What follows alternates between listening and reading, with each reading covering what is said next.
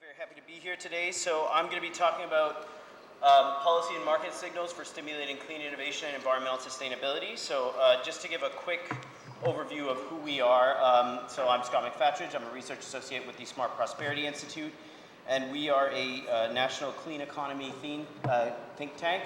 We're based at the University of Ottawa. We run so we run an academic research network as well as a think tank, and basically our focus is showing how market-based instruments and clean innovation can help foster sustainable economic growth. So with that in mind, right, I'll give a quick overview of why I think it's essential that we bring market forces to solve environmental problems. The first is being that these are real problems, and they do have quite a bit of urgency in many cases. The economy and the environment are inherently linked. Ecosystems are embedded in the the economy is embedded in ecosystems and the broader environment, so we need to make sure that we are managing those sustainably. And then finally, markets are failing the environment, quite frankly. So just to quickly get to that, right? So if we want to fix the economy, if we want to save the environment, we need to fix the economy and vice versa, because these are interlinked systems. So just to give an example of some of the kinds of challenges we're facing, right? Endangered species. 99% of the declines in the past several decades in the abundance and distribution of wildlife and endangered species are anthropogenically caused. So you can think of land use change for agricultural expansion or for urbanization, as well as the introduction of non-point source pollution, as well as introduction of invasive species through trade and the like. Others, climate change, we've recently exceeded 400 parts per million. We have not yet stabilized, or globally at least, GHG emissions, and that will of course cause all sorts of nasty surprises, such as invasive species, more severe weather events, heat waves, and so on. As well, there's some evidence suggesting that the ecological footprint might be exceeding the Earth's carrying capacity over the longer term, so basically drawing down stocks of natural resources faster than we can replenish them. And then this one is really interesting. It's published by some colleagues of mine in the International Institute for Sustainable Development, and it looks at what's called comprehensive wealth.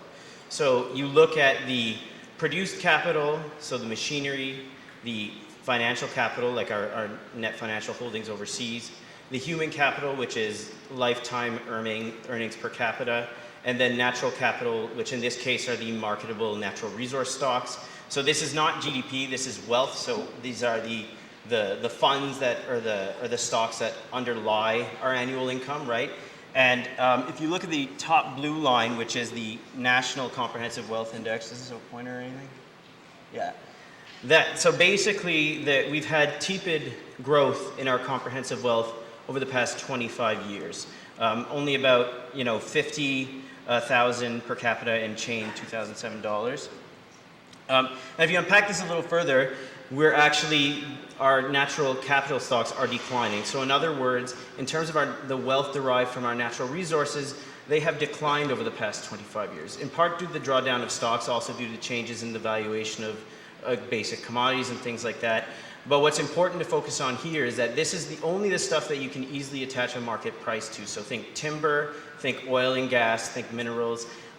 They did a side study looking at the changes in the state of ecosystem intactness or integrity, and across a whole bunch of those indicators, they're declining. If there were a way to incorporate those monetary values, the downward trend would probably be even more pronounced. All right, so based on that, market failure.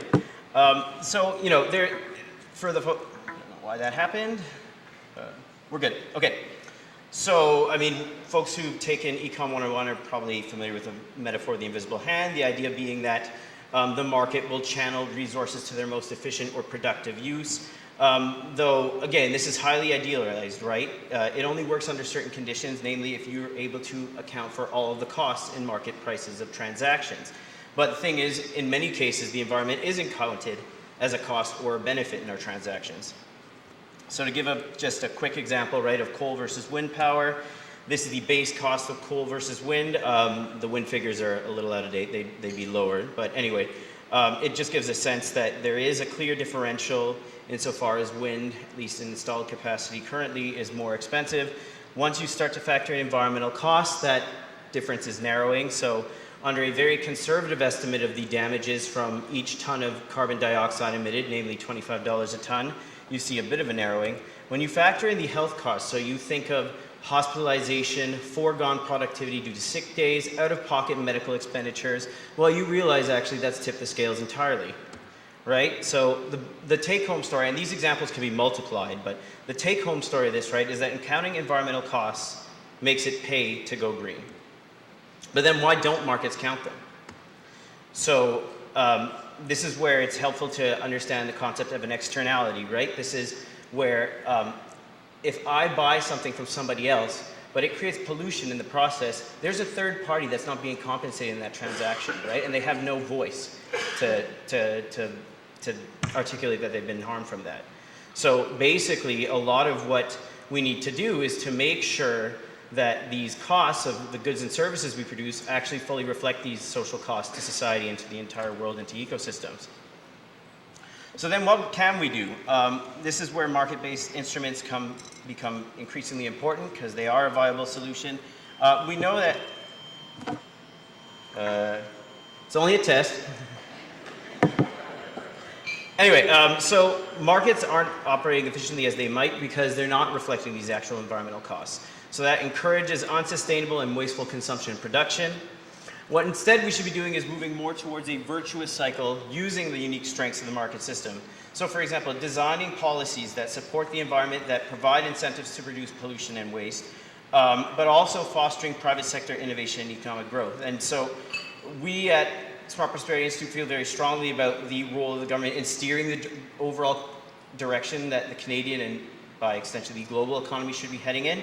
But we also recognize the important role of private sector innovation. So this is also why market-based instruments are so important because one, it provides incentives. Not everybody is as motivated to protect the environment as others. By incorporating the prices into the system of environmental costs, you are basically giving people who are less motivated an incentive still to do the right thing. Second, information. As engineers, I think you'll all appreciate this point. The government doesn't have all the answers, right? In many cases, the knowledge about where to best reduce GHG emissions and improve energy efficiency is dispersed among multiple producers and sectors and agents in a society, right? So by having the pricing system, you have a decentralized way of channeling that information and steering it in socially beneficial directions. It's less top-down, more bottom-up. Don't know why I did that. A little bit of intellectual history. I'm going to go over that quickly because of the fact that I want to leave open time for discussion. So emissions trading, my boss is a lawyer and he put this together, so I think he was just trying to say lawyers love emissions trading because there's a lot of rules and it creates work for them. So the idea is that an emissions trading scheme sets an overall cap on emissions and it basically signals that these are going to be tightened over time, so a declining set of emissions or trajectory. Each firm gets a limit. But you can still, produce more. Basically, what you have to do is either find ways to cut your own emissions or buy the permits from somebody else. So once again, this is the decentralized, more hands-off approach to it because it's not saying every firm has to do the same thing. They can figure out what works for them. And that also means there's a lot of opportunities for engineers and architects and others to innovate through these challenges, right? So just to give a bit of an example then of where some of these benefits have been demonstrated, right? If you compare to classic command and control regulation, so think of like either a technology standard saying that all firms have to use a certain type of technology in their processes, or alternatively, they all have to reduce emissions by some uniform standard with no trading, right? The advantages of emissions trading are that it lowers the costs and it stimulates more innovation. And so we've seen this working in the 80s and 90s on the US acid raid program. Emissions of SOx and NOx were reduced by 25%, as was outlined in sort of the targets.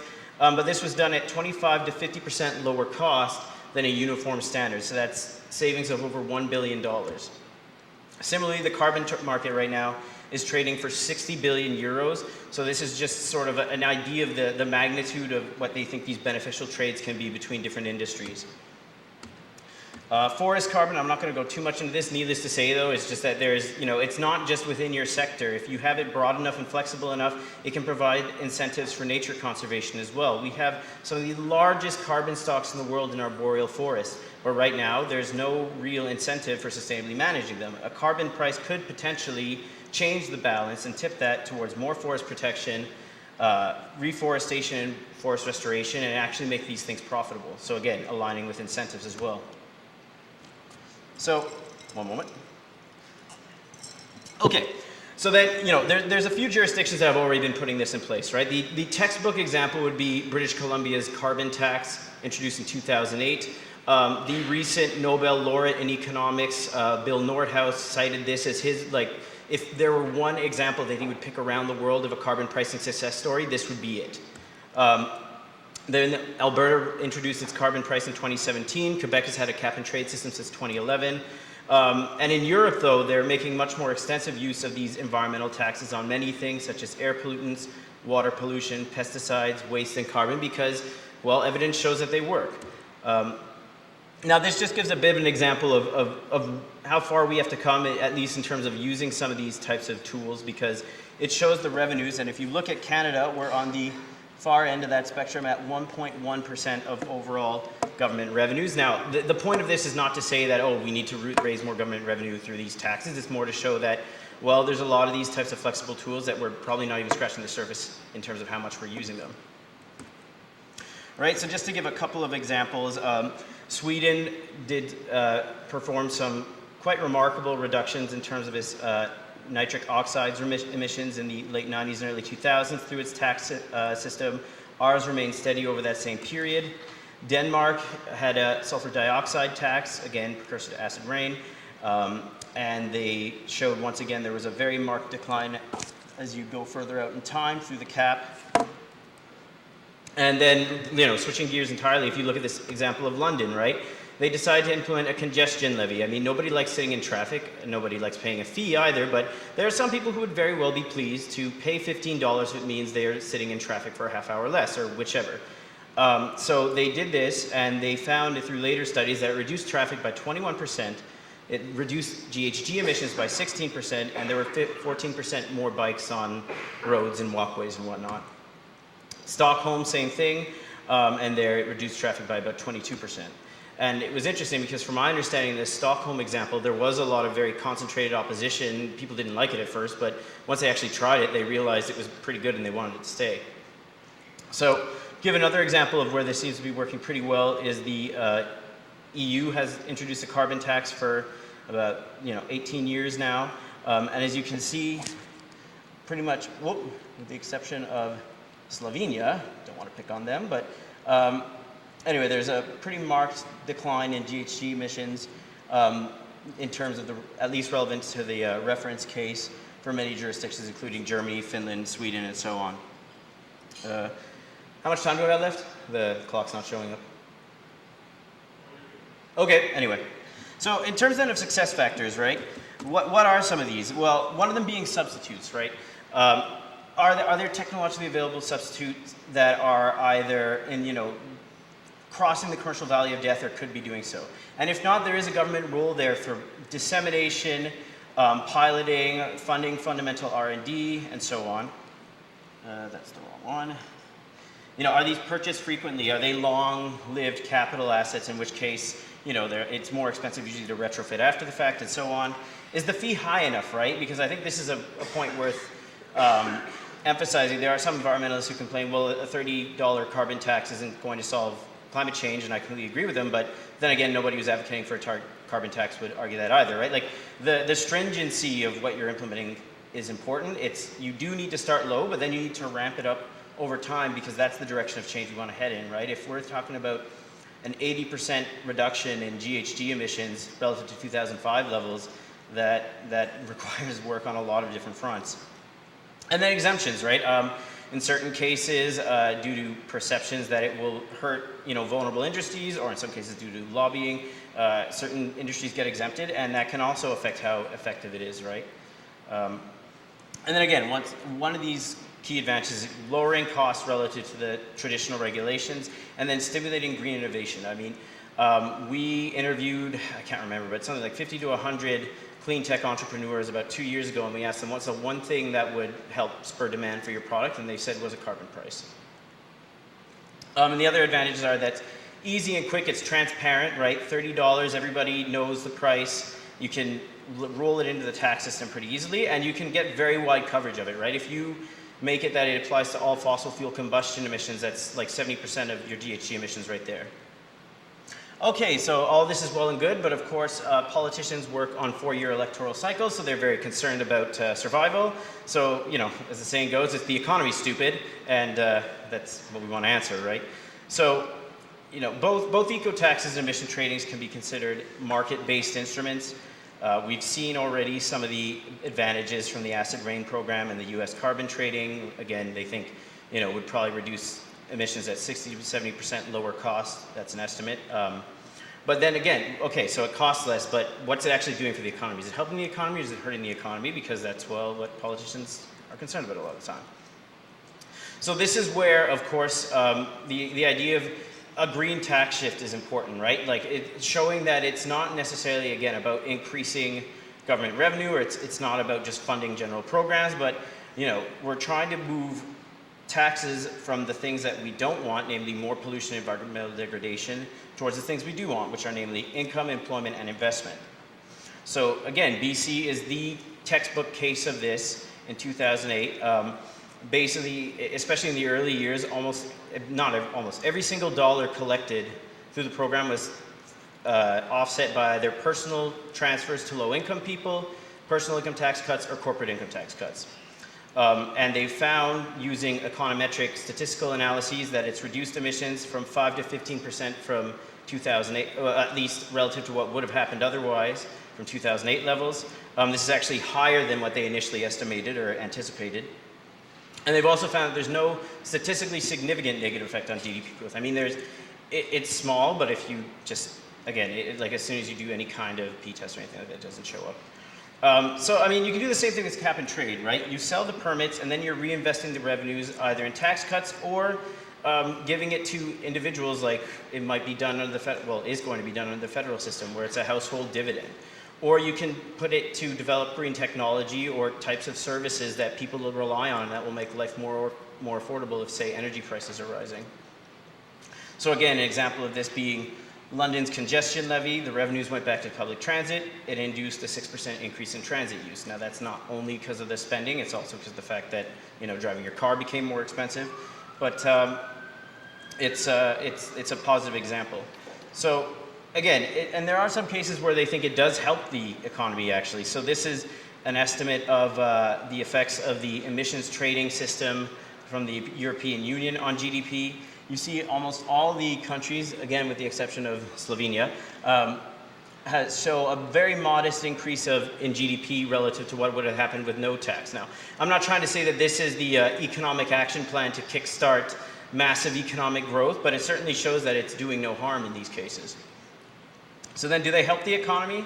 Well, it depends what you mean by that, right? Does it hurt it less in terms of lowering the costs? Almost certainly. Do they not hurt at all? In other words, is there a neutral effect on GDP growth or economic growth? Generally, yes, though details matter, the circumstances depend. And does it help it? Well, in some cases it can as well, right? So as far as we're concerned, conditions 1 and 2 are enough to justify action, and we have to move on this.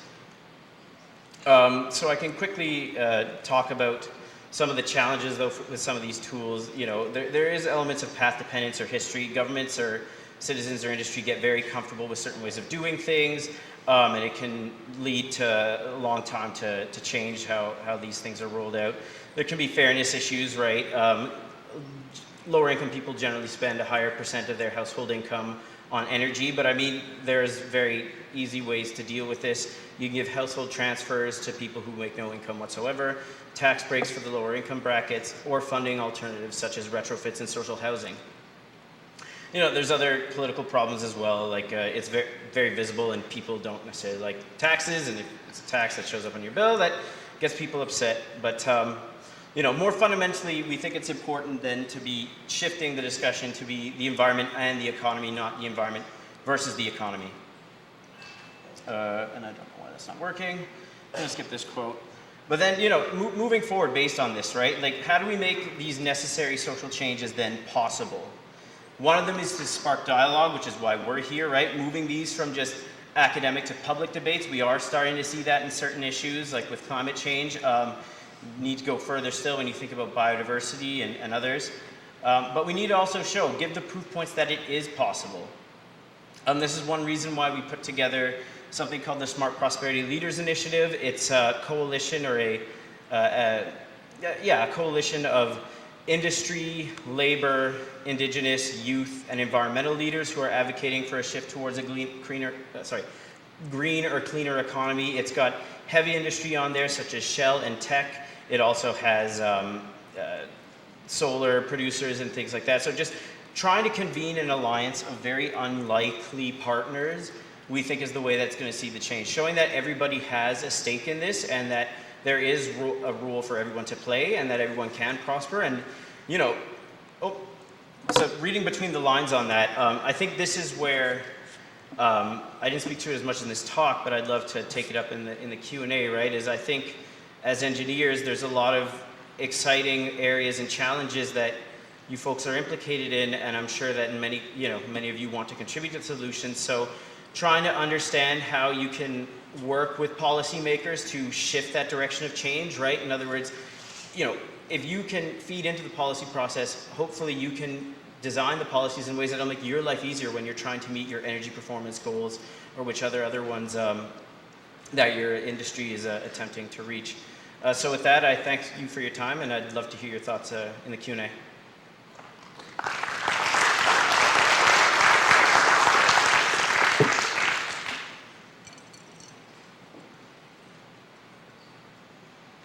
Don't all go at once.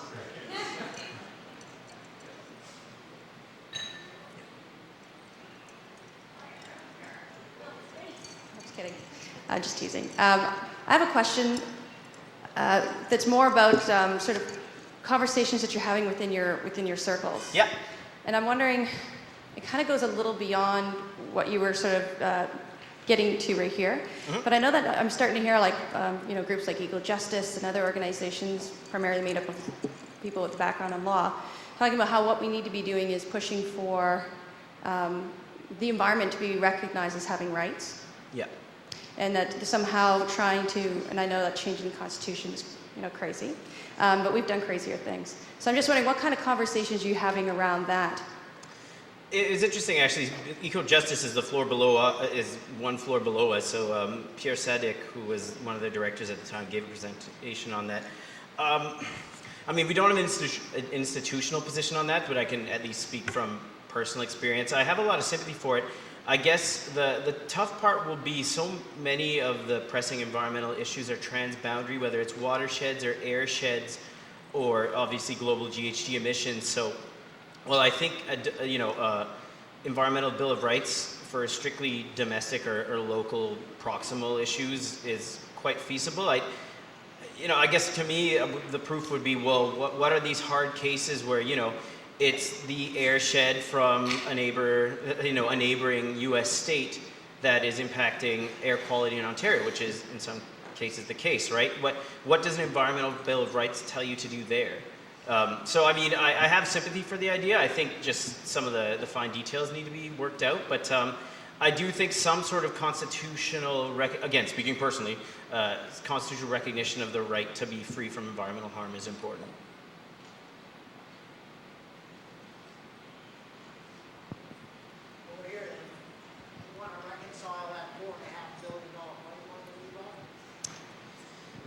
Yeah.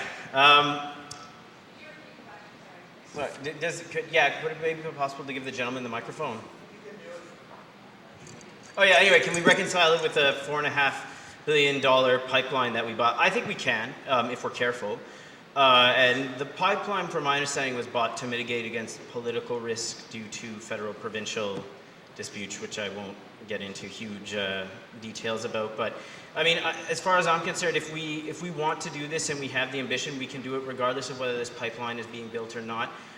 It's, from my understanding, a lot of it is redirecting existing capacity, at least in the near term.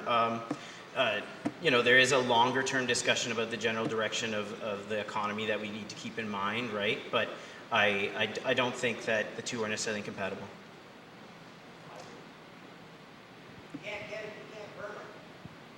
Yeah, that is true. At the same time, though, it's... No, that's... Well, that's what I'm saying. So I think that the market access would reduce that differential, right? How so? Well, the reason why is because we can't get access to international markets, and that's why we have the. I mean, I'm not an expert on oil markets, but the reason why there's the differential is because we can't access the international market, so we have to pay a local price instead. But it's going to where? Yeah, and Europe, or things like that. Going south.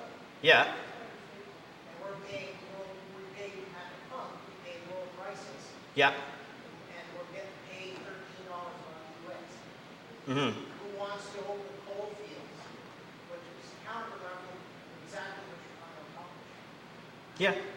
Like, I understand the general point. I would say, though, that once again, it increases emissions. There's no doubt about that. But as long as the overall society is moving in the right direction, I would not personally get, That's a Trump. I would respectfully disagree. I mean, at the same time, right, you have to think about leakage as well, right? If you put that oil, if you leave that oil in the ground, if there's a, beg your pardon? Money in our pocket. Oh, so can I understand you better? Is it that you want it to be refined and sold domestically, or is that you're against the idea of? Well, I think the longer it stays in the ground, the longer you can take it out over time, which gives you a chance to deal with it. But the fact that you're burning it as fast as you can generate it, at whatever price, I see. Sorry, I misunderstood you. Okay. Yeah, that's a very separate discussion. Maybe we could talk about it afterward. If it's okay, I'm going to interrupt. I had a question sort of related to Kim's question, actually. I think Smart Prosperity is involved in the Municipal Natural Assets Initiative, right? Yeah. Are you seeing carbon tax or carbon coming into that discussion there as well? Very early days. I mean, I think no matter what, we need to do a better job of accounting for the carbon stocks and trying to figure out how that influences decision making. Right now, we're really trying to focus on stormwater and maybe a few other ones that are doable. The other tricky thing with the natural assets bit and including the carbon in there, like it's nice if you want to just do a stock taking and saying like, look, by protecting our local amenities, we're going to be increasing or at least saving these carbon stocks. I mean, that's great. If you're trying to look for like a revenue stream to fund the asset, maintenance, creation, restoration, preservation, then you get into issues of additionality potentially, right? That, well, if this asset is already filtering water from the local watershed, can we really count the carbon and sell it? Because then you're not really increasing the amount of carbon being sequestered. You're just the stuff that's already in place. So I guess it depends on the purpose, for want of a better term. But I do think it's an important area that probably in later tranches they'll be working on. So I might ask one more question, Of course. just to kind of help wrap it up.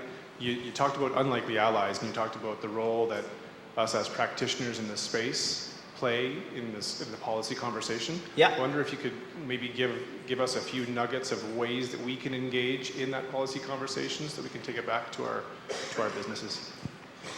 Yeah, so I guess one of them would be to just embrace the fact that the world is moving in this direction, and to the extent possible, working within your sphere of influence to embrace policies that have that change.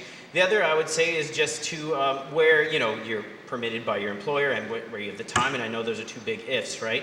Weigh in on the policy. Try to understand what are they asking from you, right? Like, for example, there's the Federal Clean Fuel Standard, which is trying to reduce the GHG intensity of both transport and heating fuels. So with something like that, right? Like if you can feed in and show, well, this is the way you've defined this regulation or legislation or whichever the policy, there's potentially bottlenecks. Like we would love to do this, but the building code says we can't, or some provincial policy says that we cannot use this we can't combust certain wastes, for instance, right?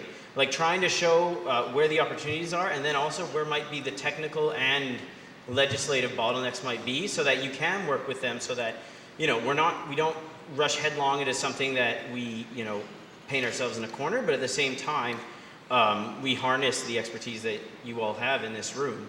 So I would say just trying to engage more in that policy process, and obviously it's a two-way street. I have a ton to learn from everyone in this room, and policymakers have a lot to learn from engineers about the sort of hard bottom-up realities of these energy systems and other building systems, right?